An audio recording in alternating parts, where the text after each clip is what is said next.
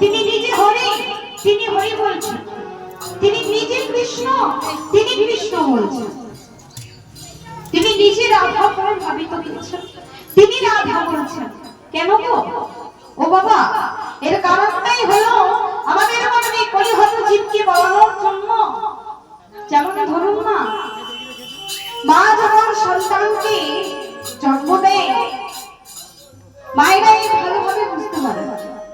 মা যখন সন্তানকে জন্ম দেয়, যখন সন্তানের 1-1.5 বছর বয়স হয়, তখন মা সন্তান যখন আধো আধো কথা বলতে শেখে, সেই সন্তানটিকে কোলে নিয়ে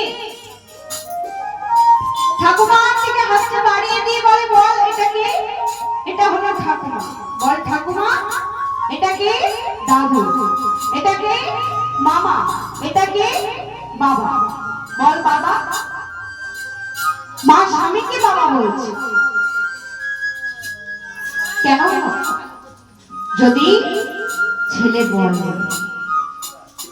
তখন আমাদের এই কলিহত জীবকে বলানোর জন্য তিনি নিজে হরি, তিনি হরি বলছেন।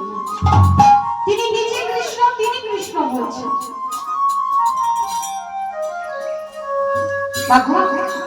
আমরা জানি